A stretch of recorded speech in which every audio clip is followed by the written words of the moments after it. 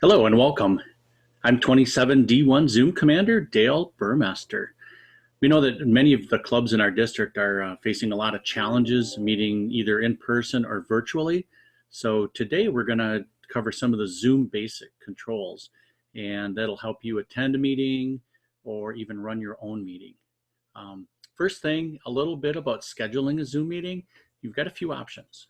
One is there is a free version of Zoom, and that allows anyone to set up a meeting, and that meeting can last up to 40 minutes. The second option is some of your own club members may have access to a Zoom license, and they have the ability to schedule meetings from that. And then finally, 27D1 does have a license for Zoom, and that can be reserved for either district or club use on a first come, first served basis. District meetings are going to have priority over club meetings, and all you need to do is email me with the date and time that you'd like to have your meeting. And my email address is dburmester@gmail.com. When you schedule a meeting using the district license, you're going to get a link, and that link you can share with anyone that you'd like to invite to the meeting. The invitees then are going to be asked to register for the meeting, and then once they've successfully registered for the meeting, then they'll get another email with a link that they'll use to join the meeting. So rather than have me try to explain all the great features that are available in Zoom, Zoom actually has some great tutorials online, and I'm going to play that here.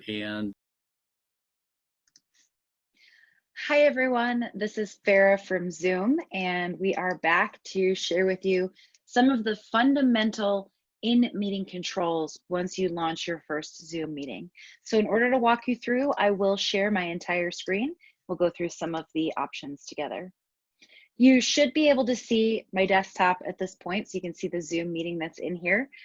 Basic controls, you'll see muting and unmuting capability on the lower left-hand corner. If I were to click the mute button and try to speak, we will get a pop-up to alert you that you are muted, and this is what it'll look like.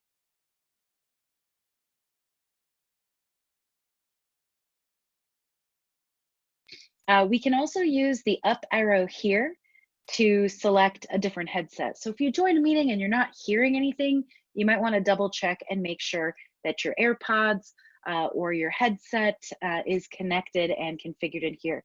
If it's not, you can click audio settings to get to an audio dashboard to help configure and test your equipment.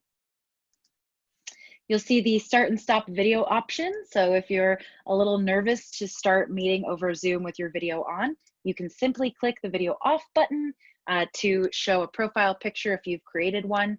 Otherwise, I always recommend having video on so you can make eye contact with your audience. Communication is 70% body language, so being able to see all of your coworkers, counterparts, or people that you're working externally allows you to anticipate when someone might need to pause you to ask a question. You'll also be able to see if people are following along with what you're teaching them or speaking about.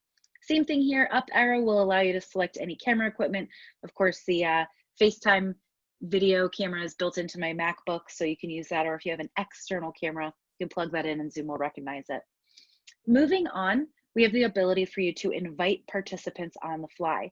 Right now, there's nobody actually in this meeting with me, but if I wanted to invite one of my teammates, I could click this button and it would pop open a list of anyone that I am already connected to via Zoom. And it's as easy as selecting multiple participants.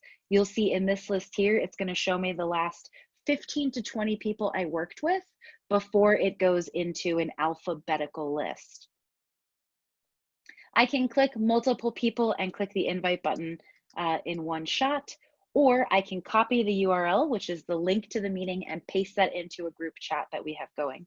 You'll see across the top as well, you'll always have an option to email. If you're on our free version of Zoom, you probably won't see room systems, Zoom rooms, or phone, but you will always be able to send an email invitation out through your default email, whether it's Outlook or Gmail. You'll also see a manage participants at the bottom. So right now, this is letting us know that only one person is connected to our meeting. If I click the button, it allows me to expand to see a list of everybody that has joined. I will always be at the top of this list if I am the host, and then everybody else will show up alphabetically in this list. Folks that unmute themselves will also bubble up to the top in case I need to hover over them and click mute. When you hover over people in the meeting, you'll always have a mute option and a drop down that will give you a few additional action items. So you can mute them, you can give them host permissions, you can remove them from the meeting if they're not supposed to be there. You'll see on the bottom, I've enabled a feature that's called non-verbal feedback. We will have a follow-up video showing you how you can enable some of these advanced settings if you'd like to use them, so stay tuned for that. But this would allow my audience to say yes or no, go faster, go slower, or even raise their hand or give an applause while we're in a meeting, so we can be interactive. I love the coffee cup. If anybody in your audience selects this, that'll show up right next to your name in this participants list. And one other thing I want to point out here is the mute all button. This is sort of our emergency red button. So if you are getting any sort of background noise or audio feedback while you're in a meeting, you can always quickly hit the mute all button to just stop it while you can identify where the background noise is coming from. The more drop down here will give you a couple additional options, things like locking the meeting for security or hearing enter and exit chimes. So I will always know when somebody joins as the host because I can hear a doorbell. We'll move on to our shared content button. This is something that you'll notice everyone in your Zoom meeting has. I love this feature so much because it gives anyone the ability to share content, not just the host. By clicking the green button, I will also get a pop-up asking me what I would like to share before I share it, so you never have to worry about sharing your messy desktop. Clicking this button, you'll see the pop-up on my screen here. I can select a specific desktop. For example, you can see my cluttered desktop over here. I will not share with you, but I can choose a clean desktop. I can choose a specific application like just a web browser or just a PowerPoint presentation. And of course, if you want to share a video on YouTube, you'll want to select that button and make sure you're clicking share computer sound and optimizing the video clip for your audience before you hit the blue share button, and then that will go live for everyone on the other end. I'll go ahead and hit the stop share button now to show you 2 or 3 features that can piggyback off of this. Let me go back to my main desktop. Once we are in shared mode, you'll notice an annotation tool. If you're the host, this bar will show up at the top with a pen tool. If you're a participant, you'll see at the top, basically, it should say whoever the host is sharing, there should be a little drop down that says more options. If you click more options, that will bring you to your pen tool. If you don't see this for whatever reason on your screen when you are live in a meeting, you may need to hit the escape button because you might be in full screen mode. But with annotation, it'll expand into a toolkit that I can use to use a spotlight tool. I can also use it to draw shapes on my screen, and also I can just freeform anything as well. So I can say hello from Denver and draw that on here as well. So this is something that anyone in your audience, not just the host, can be annotating live while you're sharing content. So if you have questions, you can circle and say, what kind of plant is this? And I'll be able to answer that question for you. The host will also be able to clear the drawing, and the host can also use their more options to basically disable annotation for guests when they're in the meeting. You'll see disable attendee annotation. You can also see who's drawing on your screen, which is a pretty cool feature. Now, if you want to restrict others in the audience from sharing their content and make it host only, you can simply leverage the up arrow, which is right here at the bottom of my screen. You'll see this up arrow lets me go into advanced sharing, and this pop-up will allow me to make it a host only share. So this will restrict users from sharing anything out of turn that might be distracting. I'm going to go ahead and put this back onto all participants while we move to the next feature, which is in meeting chat.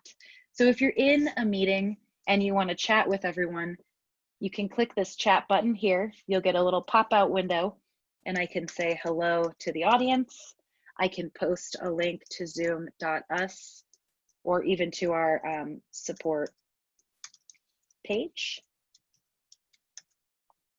And if I want to, if there were other folks joining in this meeting, where it says everyone would be a drop down where I could simply select one other person to privately chat with. Love this feature a lot. Highly recommend testing it before you go into a live meeting, testing it with your friends or colleagues. And you'll see here that I can also merge this to my meeting window by using the triple ellipses here. And so I can have a dashboard on the right-hand side, letting me control my audience as well as chat with them at the same time. And I think the final feature that we'll review on this recording before we go into our advanced would be the ability for you to record a session. So I've already started recording, so it shows my only options are to pause the recording or stop the recording outright. Now, if I wasn't recording, I'd have a circle that would allow me to initiate the record. I'd like to note out here that only the host of the meeting has permission to record. If you are a free user, you will be able to record directly on your laptop. If you are a licensed user, you will be able to record out to the cloud, which is what I'm doing now. So this recording will come up with a link that I can share with others when it's done. Last but not least, don't forget to end the meeting. When you're done with a meeting, you'll get a pop-up allowing you to leave if you need to head out early, or end the meeting for everybody. We are always going to recommend that you make sure you end the meeting for everyone so you can go start your next meeting. Thank you again for watching this recording. I hope you learned a little bit about some of the basic controls when you start your first Zoom meeting. Let us know your feedback and stay tuned for advanced settings when you're in a meeting.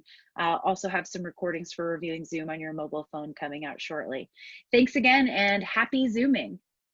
Well, I hope that you all enjoyed that little tutorial and you learned something from it.